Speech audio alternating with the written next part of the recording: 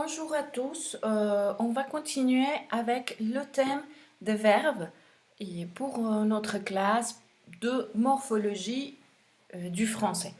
Alors, aujourd'hui, on va voir les verbes pronominaux. On les connaît un peu.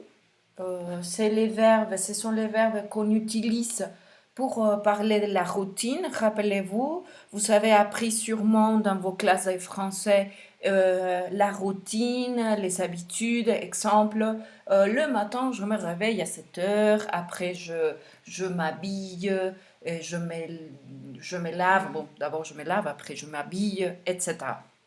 Ce sont les verbes pronominaux. Les verbes pronominaux sont accompagnés des pronoms me, te, ce, nous, vous qui désignent le même être ou objet que le sujet. Exemple, je disais, je me réveille. Je vais mettre ici un petit exemple. Je me réveille ou je me lave. Je me douche. D'accord?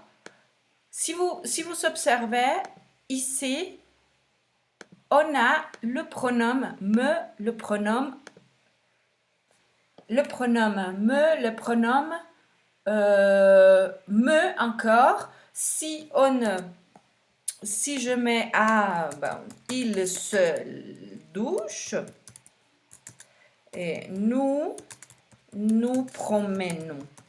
D'accord?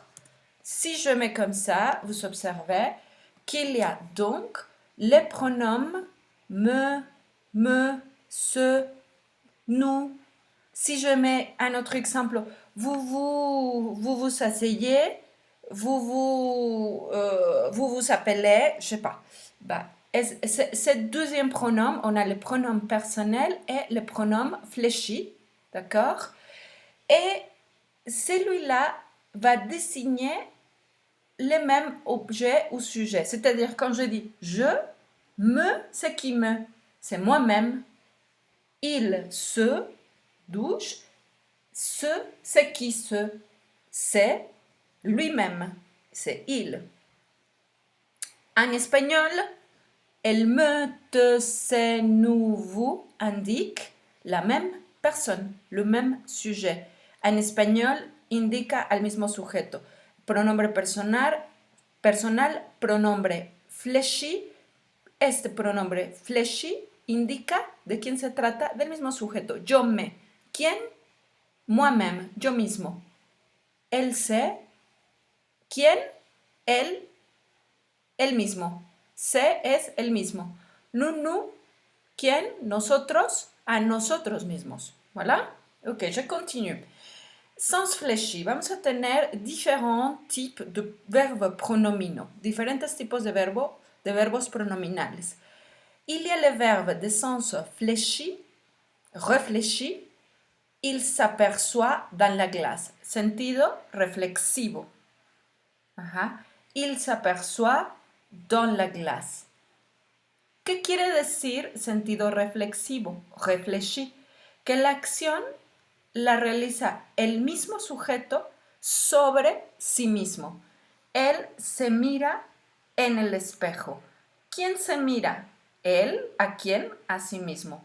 Es un verbo de sentido réfléchi. D'accord? Sens réciproque. Les deux amis s'aperçoivent. Les deux amis s'aperçoivent. Qui aperçoit à qui? Un ami a l'autre ami. Quiere decir que las dos personas se miran entre ellas. Ajá. Nous parlons. Nosotros nos hablamos. Ajá. Es también en el sentido recíproco. Hay un intercambio entre dos personas. Sans fonction logique, le corbeau s'aperçoit de son erreur. Ajá. Le corbeau, bueno, puede sonar raro, pero he sacado de una fábula la frase, pero le corbeau, el cuervo, se da cuenta de su error. Ajá. S'aperçoit. ¿Quién se aperçoit? El corbeau de su error. Aquí sí tenemos un complemento, ajá, del verbo. De manera que en este caso, este verbo pronominal, se este pronombre se, no tiene una función lógica. Darse cuenta de algo, si tiene su complemento, aquí no está dirigido ni al sujeto ni al recíproco, no tiene función logique. Bien. Sens passif, le clocher s'aperçoit, sans indication d'agent. Le clocher, la campana, se escucha. Ajá. No hay indicación de agente. Es decir, ¿quién realiza la acción? Il n'y a pas. Está en un sentido pasivo. Ajá. La campana se escucha. ¿Quién la escucha? Se escucha. Ella es escuchada. Es pasivo. Es una forma pasiva. D'accord? Bien.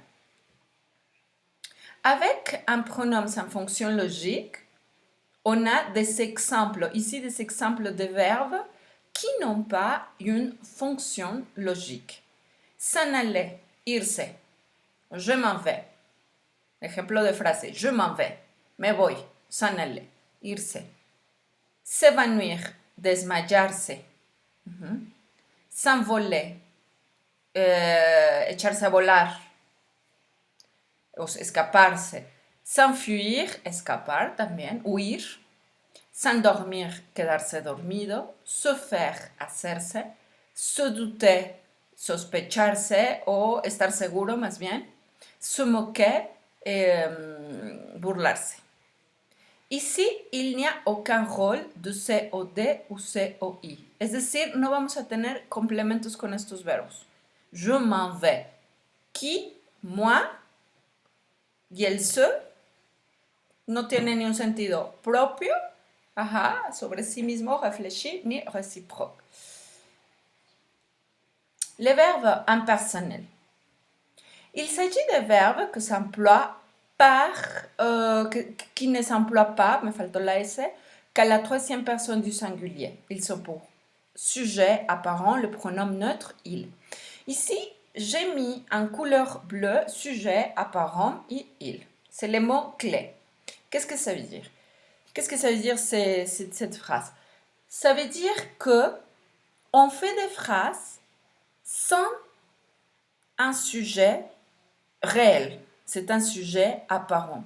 Frases impersonales en donde vamos a usar el pronombre personal il, pronombre neutro, pero que hace función de sujeto aparente. No se trata de il. Ahora, ejemplo. Acuérdense de esas frases de la naturaleza. Le verbe de la nature, il tonne, está lloviendo fuerte, il pleut, llueve, il gèle, está helando, il neige, il neige, está nevando, il vente, hay viento, hace viento, il grêle, que hace mucho frío. Bon, voilà, ce sont des phrases de la nature.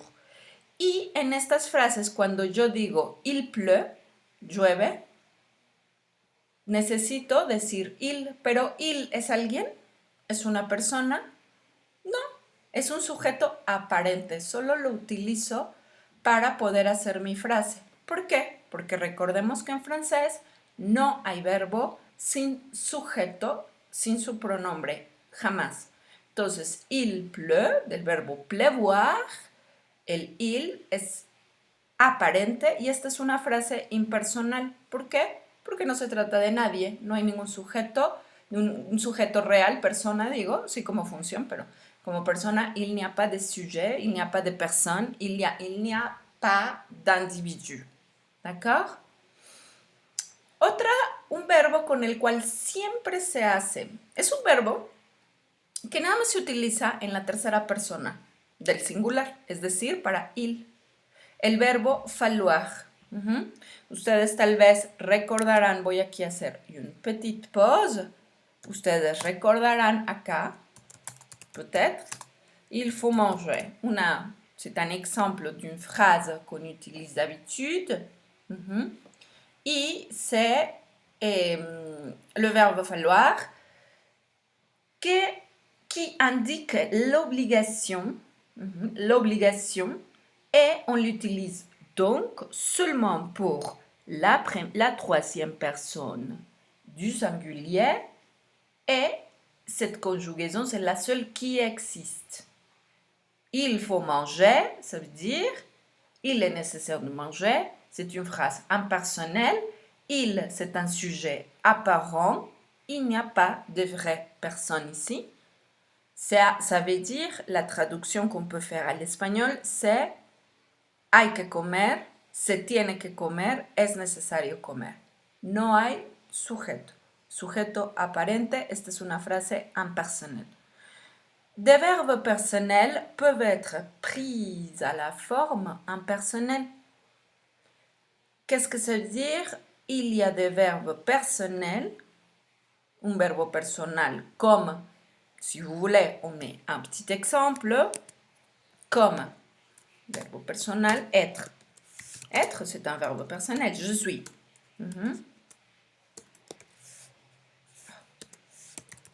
Être. Je suis Magnolia. Bien.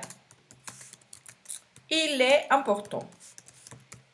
Dans cet exemple, j'ai pris un verbe personnel qui est d'habitude personnel. Je suis étudiante, je suis professeur, il est gentil, etc.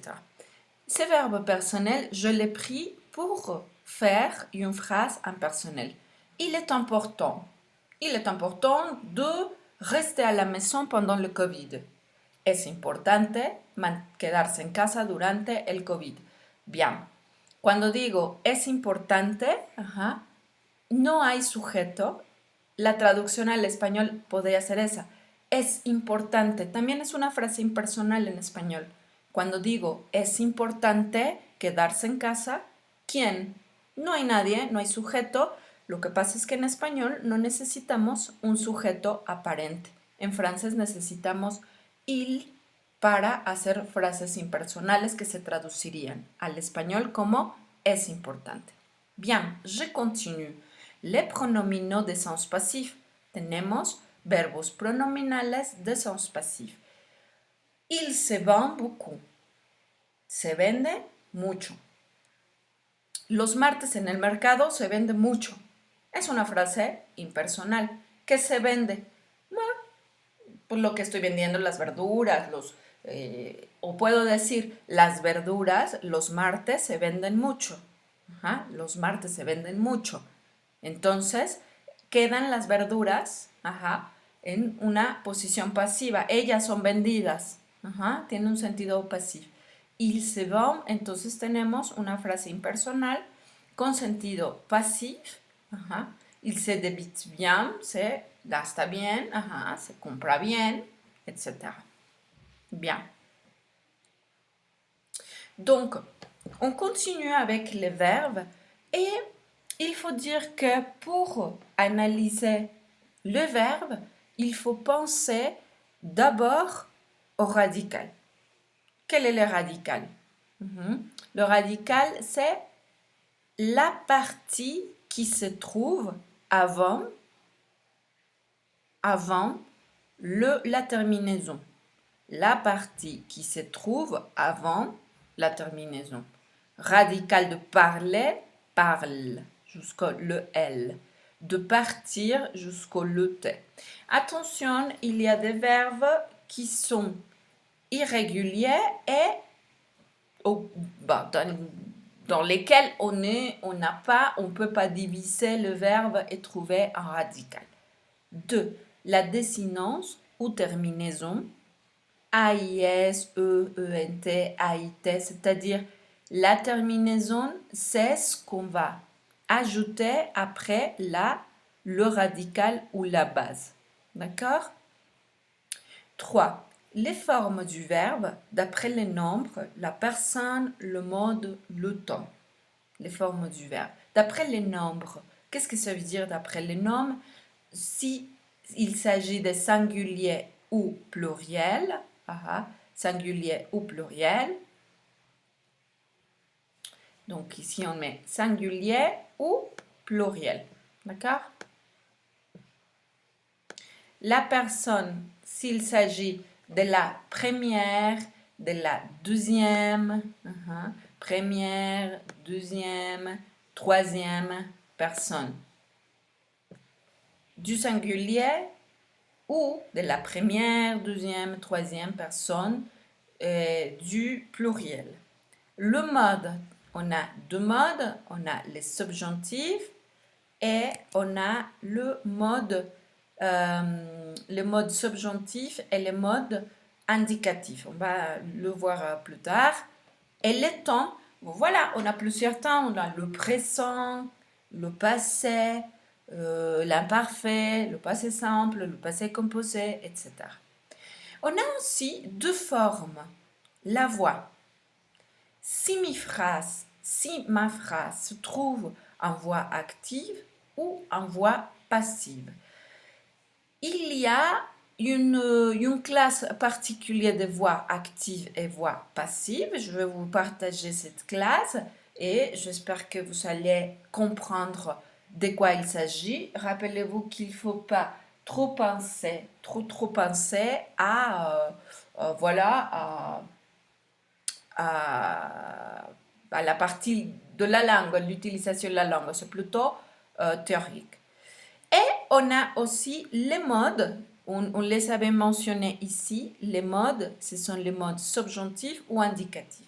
Qu'est-ce que ça veut dire? Attention, les modes, ça veut dire que je peux avoir présent, les temps présents, mais du mode subjonctif, ou le temps passé du mode indicatif. D'accord? Donc, voilà, je vais donc commencer à expliquer chaque petite partie de ces informations ici, et plus ou moins expliquées. Donc voilà, on arrête ici et on continue avec une vidéo prochaine. Allez, au revoir.